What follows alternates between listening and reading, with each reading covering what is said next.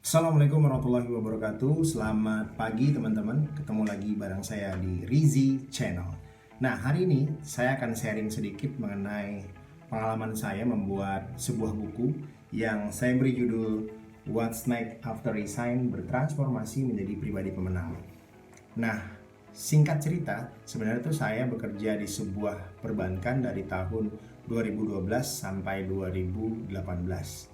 Nah, keinginan resign itu sebenarnya sudah ada sejak 2014 karena suatu hal, dan memang saya masih proses kuliah waktu itu, mengambil master di sebuah universitas swasta, makanya saya memutuskan untuk terus dulu lanjut sampai 2018 sampai akhirnya saya memutuskan resign dari pekerjaan saya. Nah, buku ini menjelaskan banyak hal sebenarnya. Cuman untuk sesi kali ini atau untuk video kali ini saya akan membahas apa itu resign, dan yang kedua adalah kita akan bahas penyebab orang resign. Apalagi di tengah pandemik wabah corona ini, banyak orang yang resign dalam artian mengundurkan diri karena memang tidak sanggupan perusahaan, dan ada juga yang diberhentikan karena ada yang namanya perusahaan tidak sanggup membayar gaji mereka. Oke, simak video berikut ini. Baik teman-teman, langsung saja kita akan bahas sharing kita hari ini mengenai definisi resign dan faktor-faktor penyebab orang resign. Oke, definisi resign itu sendiri mungkin teman-teman sudah pada tahu: berhenti bekerja, menerima nasib, terus juga bagaimana mengambil langkah keluar dari perusahaan yang telah membesarkan nama kita. Dan hari ini kita akan bahas 10 faktor penyebab kenapa orang resign. Faktor yang pertama adalah faktor karena gaji, fasilitas, dan tunjangan yang menurut banyak orang mungkin tidak lagi mencukupi biaya hidup mereka. Kita tahu ya banyak orang ekspektasinya kalau bekerja di sebuah perusahaan seperti saya misalkan di perbankan bisa mendapatkan gaji yang besar. Cuman pada kenyataannya gaji itu kan ditentukan oleh perusahaan. Ada namanya gaji pokok, ada namanya tunjangan, dan fasilitas yang lainnya. Nah, kadang-kadang orang ingin resign itu mereka melihat bahwa memang bekerja di perusahaan itu tidak ada jenjang karir mungkin seperti contohnya, sehingga gaji pun tidak sesuai dengan pendapat tidak sesuai dengan maunya dia gitu loh. Nah, sehingga ya dia mengambil langkah untuk resign karena alasan gaji, fasilitas, tunjangan yang tidak mumpuni bagi dia. Karena apalagi mungkin sebelum dia masuk di perusahaan itu dia masih sendiri begitu, belum berumah tangga. Pada saat dia sudah berumah tangga, otomatis dia perlu biaya yang banyak, baik itu untuk biaya kebutuhan sehari-hari rumah tangganya, untuk biaya anaknya, terus biaya untuk kegiatan dia, operasionalnya dia seperti beli bensin, motor atau mobilnya, dan lain-lain. Terus juga fasilitas-fasilitas seperti misalkan asuransi, terus juga tunjangan-tunjangan yang lain yang mungkin menyebabkan banyak orang untuk memilih resign dan pindah ke perusahaan yang lain atau bahkan membuka usaha sendiri. Oke, faktor yang kedua penyebab orang resign adalah atasan yang suka banyak menuntut. Jadi biasanya keinginan orang itu resign ya, selain yang tadi faktor pertama gaji, fasilitas, dan tunjangan, faktor yang kedua adalah memang karena atasan yang banyak menuntut. Kita tidak bisa bilang suatu hal yang biasa saja ya. Wajar mungkin atasan punya banyak tuntutan kepada kita karena akan ingin mencapai visi atau misi si atasan itu untuk bagaimana perusahaan bisa sustainable ataupun growth ataupun tumbuh gitu. Nah, makanya alasan yang kedua ini adalah banyak juga jadi penyebab orang untuk resign, yaitu adalah atasan yang banyak menuntut. Ingin ini, ingin itu, harus seperti ini, harus seperti itu, sehingga mungkin timbul yang namanya ketidaknyamanan dari teman-teman ataupun para karyawannya itu. Nah, yang ketiga, faktor yang ketiga menyebabkan orang resign adalah overload dari pekerjaan itu sendiri atau overload job description-nya. Jadi misalkan di awal pekerjaan dia pekerjaannya misalkan sebagai bagian keuangan atau sebagai divisi keuangan atau divisi operasional. Tapi pada kenyataannya di lapangan mereka harus mengerjakan banyak hal. Misalkan mereka harus juga untuk data absen, misalkan mereka dikasih pekerjaan yang lain harus buat laporan ini laporan itu yang mungkin menurut mereka tidak ada di job description-nya mereka, sehingga lama-lama mereka ngerasa kok dimanfaatin, kok ngerasa tidak sesuai sama perjanjian di awal, kok dengan gaji yang sekian harus mengerjakan pekerjaan-pekerjaan yang tidak sesuai job description-nya dia. Nah, Faktor yang keempat, kenyamanan tempat kerja. Sedikit cerita, memang kenyamanan itu suatu hal yang penting sekali bagi kita bekerja dimanapun perusahaan yang kita tempat kita bekerja seperti itu. Karena kenyamanan itu akan menimbulkan yang namanya inovatif diri kita, terus kita bisa mengeksplor diri kita juga, terus juga kita bisa bagaimana tahu bagaimana dengan nyaman itu kita bisa enjoy ya bekerja gitu, sehingga ya kita bisa senang bekerja pagi hari, pulang juga seperti itu, dikasih pekerjaan ini kita tidak mengeluh dan lain-lain. Nah, faktor selanjutnya adalah faktor kelima, kenapa penyebab orang itu resign, yaitu konflik dengan rekan kerja.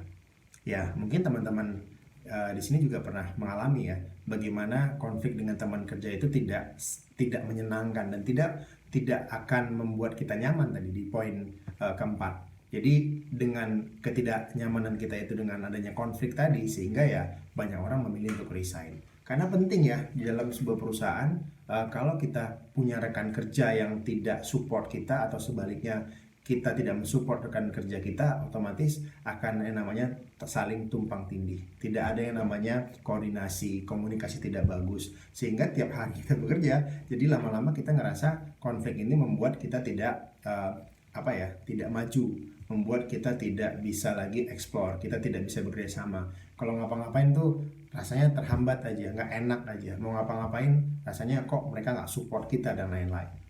Nah, faktor selanjutnya adalah kebosanan, atau kita ngerasa bosan dengan yang namanya aktivitas ataupun rutinitas kita gitu loh. Jadi biasanya faktor bosan dengan rutinitas itu salah satu juga menyebabkan orang resign.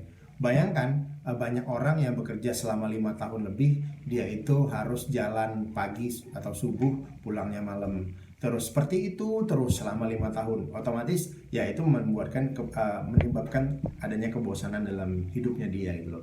Mungkin dengan adanya bosan dengan rutinitas itu sehingga dia memilih untuk resign. Banyak orang yang kita tahu sekarang, ada yang betah atau ada yang cocok di dalam kantor, ada juga yang cocok dia bekerja di luar kantor atau di lapangan seperti itu.